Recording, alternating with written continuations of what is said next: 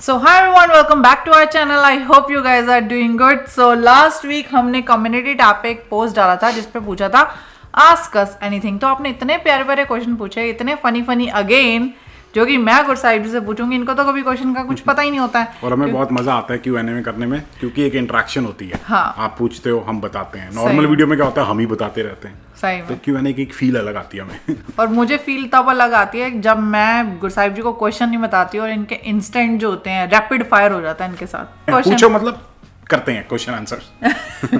सो भाई first question जो है वो नाम बहुत ज्यादा बड़ा है इसलिए मैं नाम नहीं बोल रही. तो है, can I open multiple bank accounts as an international student? Definitely खुलवा सकता है, जितने मर्जी बट अकाउंट मैं कहूंगी नहीं खुलवाने चाहिए. जितने मर्जी खुलवाओ, लेकिन हाँ एक ही अकाउंट रखो, उसमें सारे अपने पैसे रखो.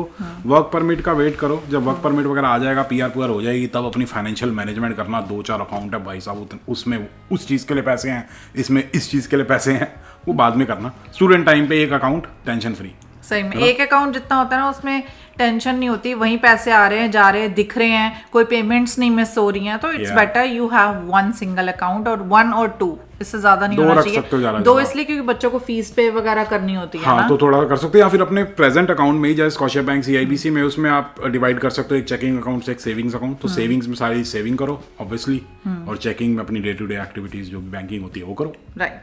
सो नेक्स्ट क्वेश्चन लेते हैं जो कि है रेजाइना डिसूजा जी का. उनका कहना है, हाँ इनका बहुत बड़ा क्वेश्चन है पर मैं पूरा बोलूंगी क्योंकि इनका क्वेश्चन का कंसर्न शायद आपका भी हो सकता है. Hi, love your vlogs. Thank you so much. Just few days back, I saw vlog about negative points about Canada. My daughter and son-in-law got their PR and will be coming to Canada in 3-4 months. They are ready to take new challenges, but as a mother, I am worried. Obviously, mummy worried होती हैं. Whether they should go or not. Please do let me know. I can get a rough idea. God bless you. Thank you. सो मेरे नज़र में अगर आपके daughter in law और सन का मन है कनाडा में आने का, नई जिंदगी शुरू करने का और नए daughter and son in law, ओहो कोई बात नहीं, daughter and son in law का दामाद बहू नहीं, तो उनका अगर मन है तो वो देख रहे हैं अपना करियर आने वाले 10 साल में, 15 साल में. क्योंकि हम मम्मी, अगर मैं मम्मी की सेंस से देखूं तो मेरी मम्मी को भी नहीं अच्छा लगता था. जैसे साहिब की मम्मा को देखूं तो हमें डर लगता है. वो तो अभी भी कहते हैं वापस आ जाओ. हाँ. So eventually the life will be better. तो मुझे लगता है कि जो उनका पर्सनल डिसीजन है उनको लेने देना चाहिए एक न्यू चैलेंज, क्योंकि उससे ही वो सीखेंगे भी. बाकी नेगेटिव यार हर कंट्री में कुछ ना कुछ नेगेटिव होता ही है.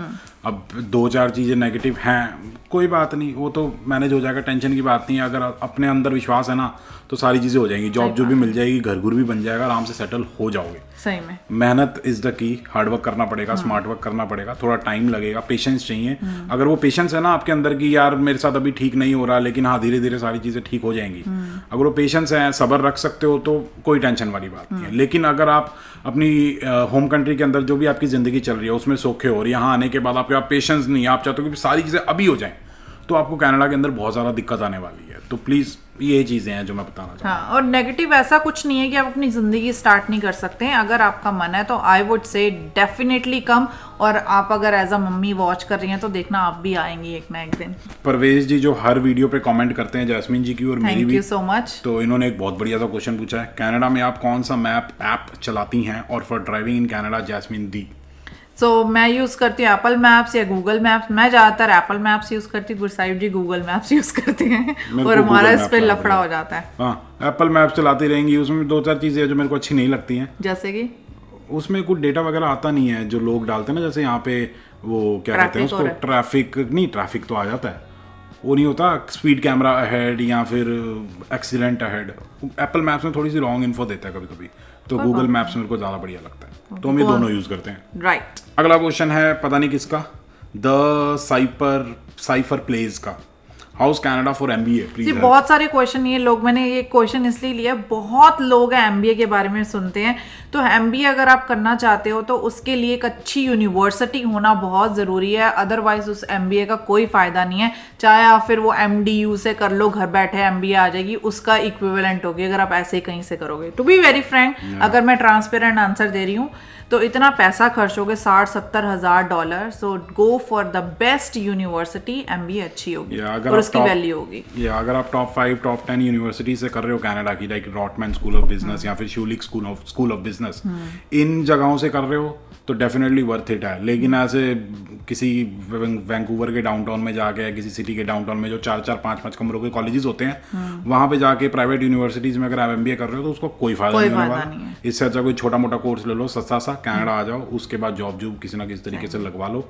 तो ये हिसाब के, क्योंकि फिर एट दी एंड आप कहोगे कि कनाडा में जॉब नहीं मिलती, उसका रीजन ये नहीं है, उसका रीजन उसकी जो आपने फाउंडेशन रखी जो कि एक वो थी, क्या कहते हैं, आपका कोर्स था वही बेकार था, जो वो थी, क्या कहते हैं, वो था फाउंडेशन ही वीक थी, तो फिर फायदा क्या, कैसे होगा। अगला क्वेश्चन बहुत बड़ा आप पढ़ो। ओहो, ये क्वेश्चन भी बहुत बड़ा है। सो नेक्स्ट क्वेश्चन है फैजल हबीब जी का। पहले तो थैंक यू, आप हर हमारी वीडियो पे कमेंट करते हैं तो बहुत अच्छा लगता है, बहुत पॉजिटिव फीलिंग आती है। Hi dear, pleasure to see you both happy. Keep smiling and take care of each other. My first question is that you both. ये कोई रिश्तेदार नहीं है, ये हम दोनों को खुश देके खुश हो रहे हैं। ये रिश्तेदार नहीं है, ये कोई खास है, ये अननोन है। My first question is that you both are satisfied with your. Are you both satisfied with your jobs? आप satisfied हो? मैं तो बहुत ज़्यादा satisfied हूँ। हाँ, और मैं कहूँगी मैं नहीं हूँ, ठीक है। लेकिन हाँ, मतलब मैं 100% satisfied नहीं हूँ, क्योंकि यार अगर आप पूरे तरीके से satisfied हो जाते हो, अपने कंफर्ट जोन में चले जाते हो, तो फिर ग्रोथ रुक जाती है। तो हमेशा थोड़ा सा लालच रहना चाहिए, वो है। सही में। Any chances in near future to change your jobs or profession? Yes, अगर मैं बोलूँगी yes, I feel like changing it, और गुरसाहिब जी को भी मन करता है कभी कभी। I don't know, कुछ आपको पता नहीं। कहते नहीं, अब मुझे फाइनेंस में जाने का मन है, काश में जाता। वो तो भाई साहब वो बहुत ही लंबा चक्कर पड़ेगा, वो नहीं कर सकते। So second question है, if someone want to change his or her profession after 30 or 40 years of age, how or she can? It's all about कि आप स्टडी करोगे, सर्टिफिकेशंस लोगे, राइट, उसी से आपका करियर चेंज होना है। पहले तो आपको नैरो डाउन करना पड़ेगा कि आप करना क्या चाहते हो। अगर जैसे कि फाइनेंस का नाम लिया, finance is a very broad spectrum कि आपको फाइनेंस में कहाँ जाना है, राइट। सो इस तरीके से अपना नैरो डाउन करो, उसके बारे में स्टडी करना स्टार्ट कर दो, definitely you will go there. इसमें मैं ये चीज़ ऐड करना चाहूँगा कि अगर आप अपना प्रोफेशन चेंज करना चाहते हो तो सबसे पहले आपको अपना कोर स्किल आइडेंटिफाई करना पड़ेगा जो आपके अंदर है, जो आपने 20 साल 30 साल की उम्र से अपने अंदर डेवलप किया। फॉर एग्जाम्पल मेरे अंदर है टीचिंग का, तो अब मैं टीचिंग के स्किल को लेके किसी भी इंडस्ट्री के अंदर एक लो लेवल जॉब से, मतलब एंट्री लेवल जॉब से घुस सकता हूँ। फिर उसके अंदर जैसे ही मैं जाऊँगा तो उसके अंदर, उस इंडस्ट्री के अंदर कौन कौन से टाइप की जॉब्स होती हैं उनको एक्सप्लोर करूँगा कि किस लेवल पे कैसी जॉब होती है, ठीक है। तो अब मेरा जो कोर स्किल है उसको यूज़ करके मैं उस पर्टिकुलर जॉब प्रोफाइल के अंदर जाऊँगा। फॉर एग्जाम्पल मैं अपनी बात करूँ, सेमीकंडक्टर फील्ड है, अब मेरा जो कोर स्किल है वो है टीचिंग। तो सेमीकंडक्टर इंडस्ट्री के अंदर अगर टीचिंग कोर स्किल मैं यूज़ करना चाहता हूँ तो वो मार्केटिंग एंड सेल्स में आएगा, ताकि मैं अपने कस्टमर्स को हमारे प्रोडक्ट्स के बारे में सिखा पाऊँ, समझा पाऊँ, ताकि वो सेल इंक्रीज हो पाए। तो इसी तरीके से आपको अपना कोर स्किल आइडेंटिफाई करना पड़ेगा। और इसमें ये भी चीज़ होती है, जब आपका आइडेंटिफाई हो जाता है तो वो किसी भी इंडस्ट्री के अंदर आप अप्लाई कर सकते हो और अपना प्रोफेशन चेंज कर सकते हो। तो हमेशा ये ढूंढ के रखो कि कौन सी ऐसी चीज़ है जो अंदर आपके है, वो मतलब आप उसमें एकदम एंडी हो, एंडी मतलब बहुत अच्छे हो, राइट, बहुत अच्छे हो। तो वो अगर आप देख लेते हो ना, तो प्रोफेशन चेंज करना कोई बड़ी बात नहीं है। सही बात है, बहुत ज़्यादा सीरियस हो गया, लेकिन ये सच बात है। अगर इससे बारे में डिटेल में बात करनी है ना तो ईमेल कर देना। नेक्स्ट क्वेश्चन है, यही भाई लोग दिल से करते हैं ना फिर मैसेज। सो नेक्स्ट क्वेश्चन है हरसिमरन जी का, जो कि पूछ रही हैं, can we work part time being self employed, जैसे कि यूट्यूब, ब्लॉगिंग, एफिलिएट मार्केट कर सकते हैं पार्ट टाइम, या ये फुल टाइम अपनी जॉब के साथ कर सकते हैं? अपनी, अगर आप वर्क परमिट या PR पे हो और आप फुल टाइम जॉब कर रहे हो तो उसके अलावा जो मर्जी करो, जितना स्टूडेंट टाइम में यार देखो, इसमें ये चीज़ है कि जब आप कोई पार्ट टाइम जॉब करते हो ऑफिशियली अपने सिन पे, तो वो आपके जो नंबर ऑफ आवर्स की लिमिट होती है उसके टुवर्ड्स काउंट होते हैं। फॉर एग्जांपल आपको 20 घंटे काम करना अलाउड है और आप 18 घंटे किसी जगह पे काम कर रहे हो, तो आपके काउंट होंगे, ठीक है, उन 20 घंटों में। लेकिन अगर आप कोई यूट्यूब करते हो या फिर कोई फ्रीलांस करते हो, एफिलिएट मार्केटिंग करते हो, कुछ बाय एंड सेल का काम करते हो, तो उसमें जो जहाँ से आपको पेमेंट आती है वहाँ वो आपसे कोई सिन नंबर लेते नहीं है। तो टेक्निकली देखा जाए तो एक तरीके से वो कैश पे काम हो गया, वो आपके सिन में रिकॉर्ड नहीं हो रहा है। तो अगर बाद में अगर कोई ऑडिट होता है या गवर्नमेंट आपके अकाउंट्स वगैरह चेक कर लेती है, जब आप वर्क परमिट अप्लाई करोगे, PR अप्लाई करोगे, तो जितने घंटे आपने काम किया है और जितना पैसा आपके बैंक अकाउंट में आया है उसके अंदर थोड़ा मिसमैच होगा ना, हिसाब किताब नहीं सही बैठेगा, तो उस केस में वो डिटेल में जाएंगे और फिर आपका रिजेक्शन आ सकती है। तो इट्स बेटर कि एक बैलेंस बना के रखो, कितना आप काम कर रहे हो, कितने अकाउंट में आपके पैसे आ रहे हैं, ताकि कोई फ्यूचर में दिक्कत ना आए। गुड, तो इनके सारे क्वेश्चंस के आंसर आपने ध्यान से सुना होगा, सारे हो गए। हाँ, मतलब उन्होंने यही सब भी पूछा था, लिमिटेशन। हाँ, तो बाकी मैं ये कहूँगा कि स्टूडेंट टाइम में ना पढ़ाई पे ध्यान दो, अपने पार्ट टाइम जॉब ठीक ठाक करो, खर्चे निकाल लो, पैसा कमाने के लिए पूरी जिंदगी पड़ी है। यूट्यूब कर रहे हो तो यूट्यूब में पैसा आन दो, उसको अपने बैंक अकाउंट में मत लेना। कहाँ लेना फिर? पढ़ाई की, जैसी पढ़ाई कंप्लीट हो जाएगी, जब वर्क परमिट पे आ जाओगे, फिर अपने अकाउंट में सारा पैसा ट्रांसफर कर लेना। अच्छा, ये आप पॉज कर सकते हो पेमेंट? पॉज कर सकते हो। तो ये सारी चीजें हैं। तो 2 साल में कितना ही कमा लोगे यार, मिलियनर तो हो नहीं जाओगे। थोड़ा सा वेट कर लो ताकि आपके वीजा वूजा वाले चक्रों में कोई दिक्कत ना आए। तेरा भाई फ्लो में आ चुका है। नेक्स्ट क्वेश्चन है लवित 8 जी का। One of my known is about to go abroad for her studies girlfriend है ना? and you make a video on girls safety in a new country and how they can find jobs, place to live and all in country like.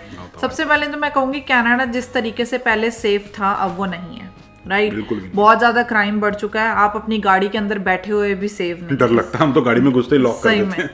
बहुत सारी चीजें हैं, but हाँ अगर आप time पे घर आ जाते हैं, मतलब जैसे इंडिया में होता था ना, मैं फिर अगेन ट्रांसपेरेंट बोलूंगी, जैसे इंडिया में होता था कि 10 बजे से पहले घर आ जाते थे, ये हो गया वो हो गया, इस तरीके सेम उसी स्टेज पे जा रहा है कनाडा भी, राइट? जो पहले ऐसा नहीं होता था, लेकिन उतने लेवल पे नहीं पहुंचा है, उस लेवल पे जा रहा है धीरे धीरे, उस रास्ते पे निकल रहा है। उस रास्ते अगर उसको नहीं निकाला गया तो कुछ ज्यादा ही हो जाएगा।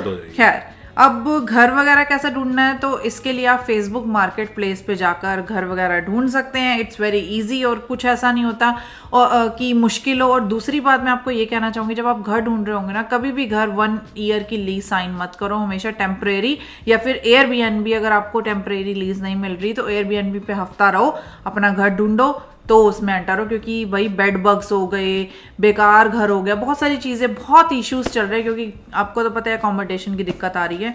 सो ये सब चीज़ों का ध्यान रखना। बाकी जॉब वगैरह तो मिल ही जाएगी जिस एरिया में रहोगे। ऐसे कैसे मिल जाएगी भाई? आजकल जॉब मिलना बहुत मुश्किल हो रहा है। जरूरी नहीं है, मैंने तो अभी तक थोड़ा टाइम लगेगा, पेशेंस रखने पड़ेंगे, बट हो जाएगी। आई डोंट थिंक सो कोई दिक्कत हो रही है। मैंने जितने भी लोग आजकल सुन रही है सबको मिल रही है। अच्छा, हाँ बढ़िया है फिर तो उन लोगों के लिए। जिनको नहीं मिल रही उनका क्या? तो उनका कोई सीन गलत है, मतलब वो कुछ गलत कर रहे हैं, फिर मेरे को ऐसा लगता है। सो कनाडा, ऑस्ट्रेलिया, यूके, यूएस का मुझे नहीं पता, सिर्फ कनाडा का ही पता है। नेक्स्ट क्वेश्चन है गुरप्रीत सिंह जी का। Love your blogs, thank you. I want to ask what is your income after so much struggle in Canada. भाई इतनी नहीं है कि इनकम इतनी अच्छी नहीं है कि हम स्ट्रगल करना बंद कर दें। अभी भी देखो स्ट्रगल कर ही रहे हैं, तो ऑब्वियसली इनकम अच्छी या बुरी जैसी भी होगी, स्ट्रगल तो करना ही पड़ेगा, राइट? अब वो हम बता तो नहीं सकते। आगे रिश्तेदार वगैरह भी वीडियो देखते हैं तो यार इनकम देखो बता नहीं सकते। समझ ही सकते हो, आपके भी रिश्तेदार होंगे तो टेंशन मतलब यार, खाना पीना चल रहा है। क्या पता उनके अच्छे हो यार। रिश्तेदार किसके अच्छे होते हैं? किराया किराया दे देते हैं जहाँ पे रह रहे हैं, सर के ऊपर एक छत है, थोड़ी बहुत रोटी खा लेते हैं, थोड़े बहुत फ्रूट्स वगैरह कभी कभी खा लेते हैं, हल्का फुल्का घूमने चले जाते हैं, बस ठीक है। जैसे होते हैं ना, किसी अंकल से पूछो, हाँ भाई कि मैं चल रहा काम, आई चलाई है, बस वही मान लो। नेक्स्ट क्वेश्चन है यतिन सहोता जी का। व्हाट हैपेंड टू जैस्मिन्स चिन? क्या हो गया? क्या हो गया? क्या हो गया आपकी चिन को?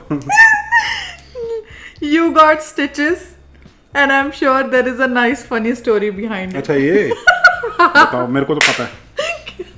आप बताना तो।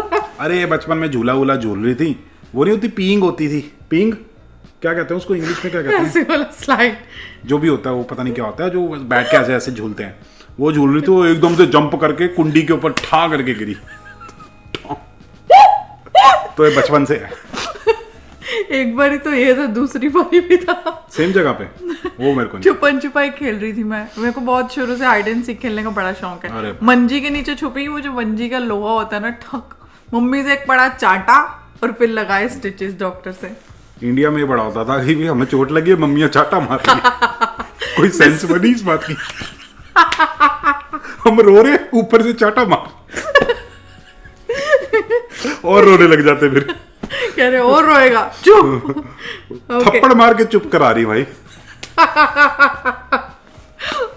निगमा जी का, वो कह रही है please make an update video on what to carry in your luggage.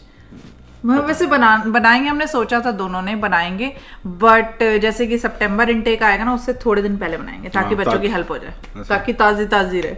हाँ, ताकि व्यूज आए। व्यूज भी आए और ताजी ताजी रहेगी ना फिर। मेन टेक के लिए बना लो, मेन टेक में बना लो। मेन टेक में बच्चे आ नहीं रहे ना। चलाक, वेरी चलाक। ओके देखो यार, शॉर्ट में बता देते हैं, जो आपका मन कर रहा ना लेके आ जाओ, कोई टेंशन की बात नहीं है। 2-4 चीजें छूट भी जाएंगी, कोई टेंशन वाली बात नहीं सब मिलता है यहाँ सब पर। मिलता है यहाँ पे। ऐसी चीजें ही मिलती है जो इंडिया में नहीं मिल रही होंगी। क्या? और यार होती हैं 1-2 चीजें मैंने देखी हैं, टॉफी टूफी इस टाइप की होती हैं, तो टेंशन मत लो। टॉफी, वो थोड़ा ना टॉफी लेकर अरे आए। वैसे जनरल बता रहा हूँ यार मैं, मसाले मसूले, खाना पीना, कपड़े कुपड़े सब मिलता है, तो परेशान होने की जरूरत नहीं है। ओके, इस क्वेश्चन पे तो भाई गुरसाहिब जी लड़ सकते हैं बातों से। वो कह रहे हैं, नवाल 6842 हम कह रहे सेंटर में हैं, नहीं थे oh, I'm पूरी वीडियो sorry. में। Okay. I really love watching all of your videos. I never miss any of them. My question is, does tipping culture exist in Canada like how it is there in the US? For example, in US you have to tip the waiter about 20% of the bill even if we don't want to. अरे बहुत गंदा culture है, अरे tipping culture यहाँ पे literally. पता है क्या करते हैं, पहले तो वो क्या बोलते हैं उसको, ग्रेचुइटी डाल देते हैं अपने आप ही 18%, फिर उसके ऊपर से वो कहते हैं और 18% टिप दो। भाई हम भी जॉब करते हैं, हमें तो कोई टिप नहीं देता सही में। और हम सबको बांटते फिर। मतलब पहले आप अपनी इनकम से 30% टैक्स कटवाओ, फिर उसके ऊपर 13% आप GST HST जो चीज़ें होती हैं वो दो, फिर उसके ऊपर से आप 18% ग्रेचुइटी दो, उसके ऊपर से फिर आप 18% टिप दो। भाई हम करें क्या? पर्सनली मेरे को टिपिंग कल्चर कुछ ज़्यादा पसंद नहीं है। ठीक है, थोड़ी बहुत टिप चलती है, 5% अगर किसी ने सर्विस अच्छी दी है तो डिजर्व द टिप। लेकिन अगर नॉर्मल है तो फूड की कॉस्ट तो हम दे ही रहे हैं ना। $5-10 ठीक है, लेकिन 25% इज टू मच। ग्रेचुइटी उसके ऊपर से भाई साहब सैलरी ले लो यार तुम, ये सही बात है। सो जो नेक्स्ट क्वेश्चन है वो बहुत ही अच्छा है, वो है नील हिंगारिया जी का। What is the one thing you both admire and appreciate about each other? अब एडमायर और अप्रिशिएट अलग अलग बताना है क्या? नहीं, एक ही बात होती है, एक तरीके से एक ही बात अबाउट ईच अदर बताओ आप। पता नहीं जैस्मीन जी की मेरे को एक चीज़ बढ़िया लगती है कि ऑर्गेनाइज रखती हैं सारी चीज़ें। मेरे को ज़्यादा कोई टेंशन लेने की ज़रूरत नहीं रहती। कोई मतलब घर को बहुत अच्छे से ऑर्गेनाइज रखती हैं और मेरी हर चीज़ में हेल्प कर देती हैं, कभी भी मना नहीं करती, और खाना बहुत ज़्यादा स्वाद बनाती हैं। तो और क्या चाहिए ज़िंदगी में? बाकी फाइनेंशियली, इमोशनली हर तरीके से मेरे को सपोर्ट भी कर देती हैं। तो भाई यही चाहिए होता है सब, और क्या है, ज़िंदगी सेट है, टेंशन नहीं। एक बात पूछा था आपने बड़ी, मतलब ये सारी एक मिल के एक अच्छी बन जाती है। मेरे बोलो she is supportive. She is supportive. आइल्स। अच्छा, आपके बारे में सोचना पड़ेगा। सोचना भी पड़ेगा, इतनी सारी हैं, कोई भी एक बता दो। क्या है? हाँ क्या है? आप ही बताओ, अपने मुंह से तारीफ करते हो, अच्छा थोड़ी लगता है। साहिब जी जो है ना, मतलब जैसे अब मेरी मम्मी नहीं है यहाँ पर, ना मेरे पापा है, ना भाई बहन है, सो ये मेरा बहुत अच्छे से ध्यान रख लेते हैं, तो मुझे बहुत अच्छा लगता है। मेरे को तो ऐसा आ जाता है, बेचारी अकेली है यहाँ पे, इसका कोई नहीं है। मेरा भी वैसे कोई नहीं है। आपका कौन है? अमन भाई है बस। लेकिन इनको मेरे को थोड़ा होता है कि यार बेचारी, ये थोड़ी ना फैमिली टाइप की पर्सन थी, कजन्स के बीच में ओ हल्ला गुल्ला करना, मासी के पास जाना, मामा चाचा सब इन सब में घुल मिल के रहना। तो ये बेचारी यहाँ पे रहती है, तो मेरे को थोड़ा होता है, मेरे लिए यहाँ पे आई तो मेरे को इनका ध्यान रखना चाहिए, तो मैं थोड़ा बहुत ध्यान रख लेता हूँ। थोड़ा बहुत? बहुत ज़्यादा। थैंक यू थोड़ा बहुत रखने के लिए। बहुत ज़्यादा भाई। अगला क्वेश्चन। अगला क्वेश्चन खत्म हो गया। Last आपने वो question इतना है। ध्यान रख लिया था कि वो क्वेश्चन ही खत्म हो गया। इसका उल्टा भी पूछो ना, कौन सी चीज आपको बेकार लगती है? चलो ये हमारी तरफ से है क्वेश्चन। बताओ। जब गुरु साहिब जी लड़ाई करते हैं ना, तो ये चीजें फेंकते हैं।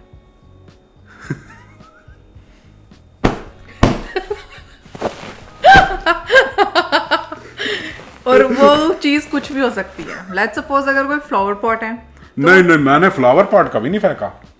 कब फेंका मैंने फ्लावर पॉट? मतलब एक एग्जांपल दे रही हूँ। फिर जब ऐसा होता है तो मैं वो चीज अगर कारपेट पे फेंकते हैं, मैं जमीन पे फेंक के दिखाती हूँ कि जमीन पे तो ऐसे फेंकती है। ठीक है भाई, मैं कहा इतना वो एग्जैजरेट कर रहे हैं। आप बताओ। मेरे को इनके बारे में एक बेकार चीज लगती है, इनको मैं 2-3 साल से समझा रहा हूँ, इनको समझ नहीं आई आज तक। मेरे को पता है क्या है, मैं बताऊँ? बताओ। जो थोड़ा सा सामान खाने का छोड़ देती हूँ मैं सिंक पे, है ना, वो थोड़ा सा ब्रेड छोड़ देंगी, मतलब रोटी का आखिरी टुकड़ा छोड़ देंगी, चाय अगर 100% ऑफ द चाय है उसकी 20% छोड़ देंगी।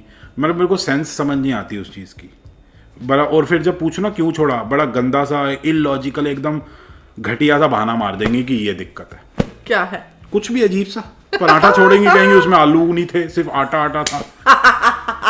ब्रेड छोड़ेंगी, अब देखो ब्रेड छोड़ना कि साइड का नहीं खाना था मेरे को, ठीक है, पूरी ब्रेड का साइड का खा लिया, लेकिन एंड का पार्ट छोड़ दिया। या तो पूरी ब्रेड का साइड वाला ना खाया हो आपने। सॉरी, हाँ ये तो आज नेशनल वाइड हो गया है। बोल बोल के थक गया, 2-3 साल हो गए, समझ नहीं आया इस औरत को। शादी को तो 2 साल हुआ, आप 3 साल से कैसे थक के बोलते हो? अरे भाई हम बाहर घूमने फिरने भी तो जाते थे। सो गाइज यहाँ पर होते हैं हमारे क्वेश्चंस खत्म। अगर आपको हमारी प्यारी सी वीडियो अच्छी लगी तो please like share and comment. बाकी मिलते हैं अगली वीडियो में, तब तक के लिए बाय।